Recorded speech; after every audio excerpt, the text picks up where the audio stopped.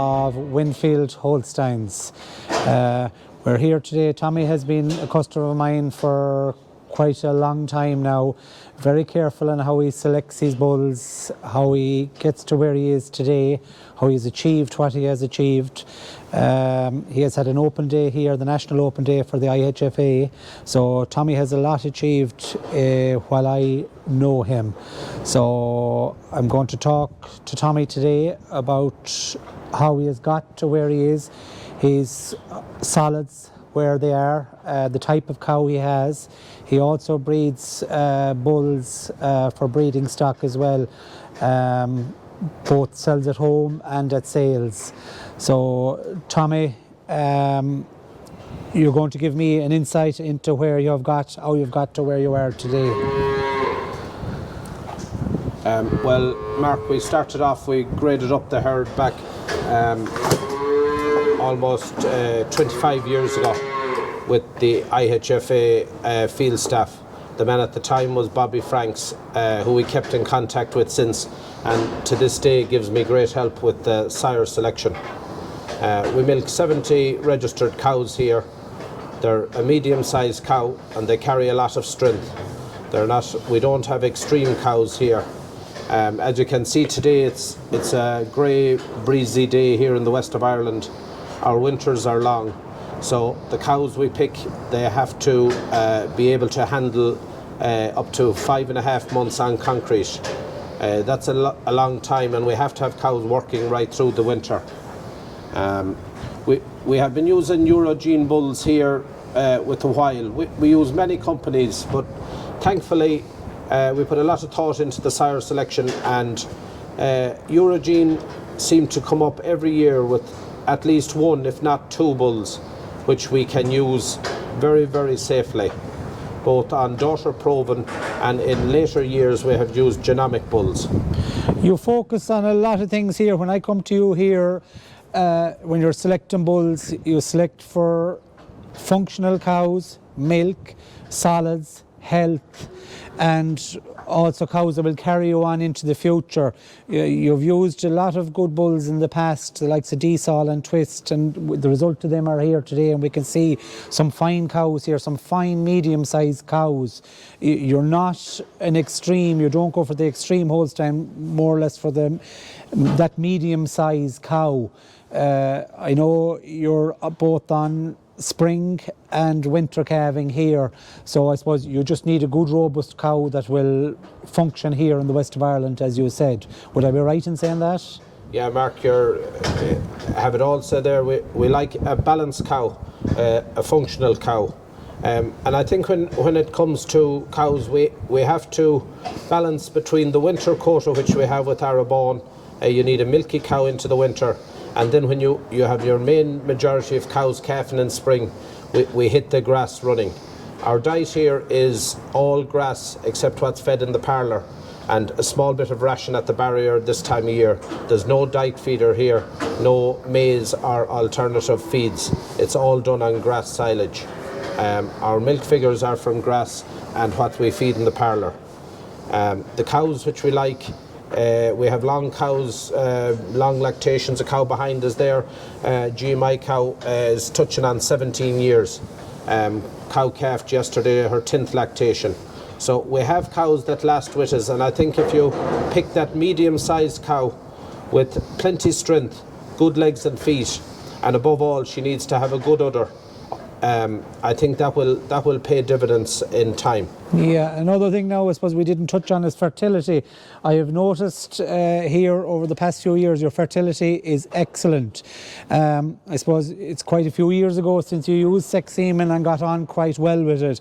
So that says enough in itself. Your fertility is 100%. So not alone are you doing all the other things, but you're also carrying fertility. And as we look at the bulls here behind us, you have bulls put all over the country. People keep coming back to you, I suppose, because you have the solids and they're getting that good cow coming to them from your bloodlines. What would you think of that fertility? Yeah, I think definitely. I think still, and we talked about that 20 years ago, and the same is the same today. I still think the biggest weighting on fertility score ranking is on the farm itself. some people have used some bulls and they've got on their daughters have been, but I still think fertility is back to the management of the farm. I would say there is a percentage which is connected to the genetics of that bull, but I think in large, a lot of it is the management on the farm. Getting the diet right, nutrition right, and I think cow comfort is a huge thing. When we have a cubicle for every cow we have here, we have mats under them, we have an automatic brush. Just, I think all the little things add up at the end of the day to get to where you are, to get this comfortable cow producing plenty milk, and at the same time animal welfare is at its highest. Well, I suppose, yeah, I can concur with that. Every time I drive into that yard and see the cows there at the front, they're always quite happy. Come down the back here, look at the calves and the maiden heifers. There's never, as you can hear today, not even one cow or calf roaring here today. Everything seems to be very, very happy here. And I suppose an unusual thing, as you said, imagine no TRM, no diet feeder here. Everything is produced off grass and off silage. And I suppose that is a wonderful attribute as well. You know, when you hear these Holstein cows, you hear of diet feeders and all this, but it's quite the opposite here. We see totally different inside here. Everything is managed on the grass, so it is, and you're getting good results from that. Yeah, and I think when we go back again then to picking the sires, I think that's why we have to be so careful. And even people with the last month ringing for bulls, I keep saying to them, like, the biggest thing is they want to know what type of cow they have themselves. And if you know that, and then you want to know what type of cow you want going forward. Because if you don't, you could be using a completely wrong bull. So what we do is we try to maintain what we have here. We were lucky when we started, we had a few very good families with solids, and we have bred as much as we can off them. Unfortunately, not all our cows are where I'd like them to be, but thankfully there's more and more of them fitting into the bracket where we'd want above the 3.5 solids for 3 generations, plus up on the 4% fat. And I think butterfat, including myself, we have neglected back over the years, but it's coming more into play now as the A plus B minus C system is in place. So we'll also be looking more into the butterfat percentages and kilos, which I think we have to mention here. When you need milk for a start, above all you need milk in your herd. And then if you have milk and you got on the percentages, you'll end up with the kilos of solids. And as you all know, that's what we're getting paid for from now on, is kilos of solids. Yeah, well, I suppose, yeah, you were a little bit ahead of your time. I suppose you had that medium-sized cow producing lots of those solids with plenty of milk here. And I suppose that's what drew the IHFA Open Day to you, which, you know, led a lot where you sent heifers all over the country, and now people are milking them. I remember we used Mr. Gray at the time, and people are milking them, and I hear lots of good reports coming back on them now, ones you sold here, that are producing milk but also producing the solids with that medium-sized cow. So I have to credit to you, you're ahead of the time. So you were, like, you're gone away from this real tall down to this medium-sized cow, and I presume that's what everybody wants now. And the big thing they're all looking for now is milk. They want to increase their milk and increase their strength. A lot of people are changing, they're trying to add more strength to their cows now. And the big thing at the moment there is Frisian bull calves. If the good calf is making €100, the other calf is virtually unsaleable. And the same with the cull cows. There's up on €1,000 to be got for a cow out of the parlour now, 150 kilo live. And this is an added income for the likes of us here in the west of Ireland, where we have fragmented farms and we have room to rear surplus heifers and additional stock. A lot of milk majority of it being produced during the summer, but also some of it being produced during the winter. I'm going to lead on to the pedigree side of it and the registration. And what's your opinion on that? Is there a lot of demand coming for that now? There is, but believe it or not, and whether we like it or not, one of the big drivers in that is there's TB compensation. Your registered heifer, your registered cow is in fairness to the department, they're looking very favourably. We'd like them even to be looking more favourably on the registered animal. At the moment, they are paying a premium price for registered stock that fit in. There's boxes which they have to fit in. If they fit into the milk bracket above 800 kgs, 750 kgs, up 7,500 kgs up to the 8. Then if they're classified, then if milk recorded, full pedigree versus SRM, you keep moving up along the ladder. And in a few people that rang me recently looking for replacement heifers after TB, they have. You're never a winner with TB compensation, but at least they got nearer to where they'd like to be because the stock were registered. Yeah, well, I suppose TB is a big problem here in the west of Ireland, and you see that when you're selling heifers, like farmers going out looking for heifers that would have lost them with TB, and I suppose it's a problem that's going to be there for a few years to come. It doesn't look like it. And I think the other big thing then is you have your ancestry is noted all the generations back along. And that is a big thing when you look at any cert, especially for some years, especially the higher EBI bulls. A lot of them are coming off the one line of a bull that is putting the high BI into them, and you have to be very careful there in the modern day bulls, because so many of them, with the use of embryo transfer and flushing cows, there's a lot of bulls coming off a very small number of cows at the top end of the EBI. So when you're registered and you have the full parentage back along in the lineage, you really have a great view of what you have in front of you, and you can base your decision on sire selection on that. I suppose, looking at what you've bought in the past, you've bought European genetics, American genetics and Irish genetics.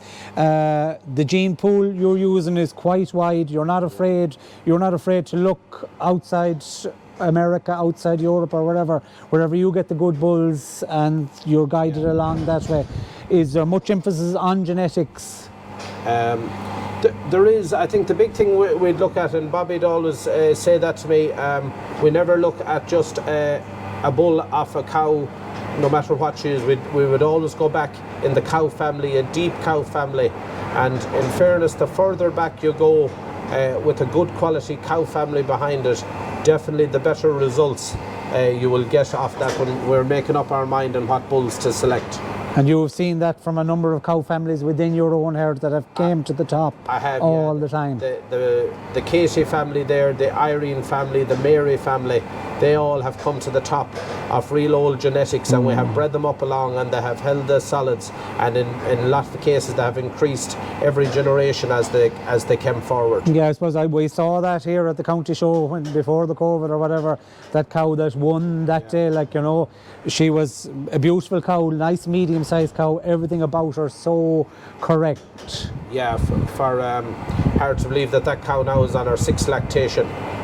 She was the first heifer in milk here in 2016 for the open day, and thank God she has performed very well all the way through, and she's still that medium-sized plenteous. But overall, I suppose the word I'd use there is balance.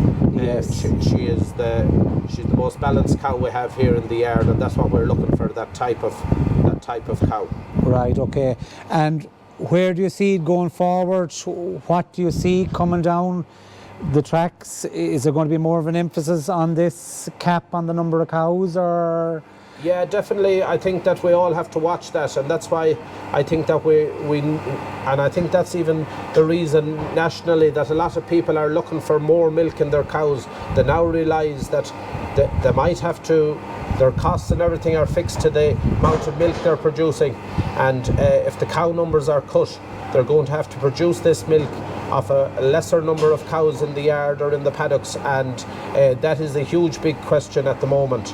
And that's where I think the restrictions will come in place. We've seen a massive cull in Holland for the same reason, for environmental problems, and in New Zealand having run into trouble with the environment as well, with huge numbers, and now they're curtailing their numbers and looking more into the environment. So I think there is definitely a lot of advantages to be gained on extracting more milk out of each individual cow rather than running with the big numbers. Right, okay. So you see a role going forward for this medium-sized Holstein cow that's going to give you a combination of a lot of things what you have been achieving for the last number of years. Yeah, I believe myself, I think that's where a lot of the dairy farmers of the country are going to fit into when things settle down on numbers. That's the type of cow that can, a deep-bodied cow, good capacity, that can handle large amounts of grazed grass in the summertime, and some parts of the country can handle it right up into the end of October, into November and early February, and that is the sort of cow that will work in Ireland. I suppose we look forward to working with you in the future and trying to keep everything right and keep it going the way it's going. Yeah, well, in fairness, I'd like to, in fairness to Mark, when you ring him, he will answer every question honestly, and I think a lot of semen salesmen, that can be a problem. You need to get it straight from them. We need, when Mark comes back next year, to get, which he does, he can stand over the bulls he's selling.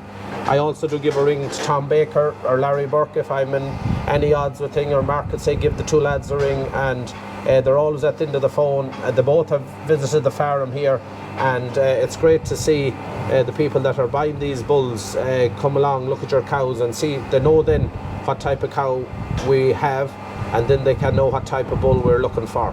Well, I'm looking forward to coming back here in 2 years' time and seeing what comes out of that cow when she gets into the parlour. That's what I look forward to. So hopefully we'll have many good years ahead. With the help of God, and thanks again, Mark, for all your help over the years. No problem, Tommy. Thank you very much.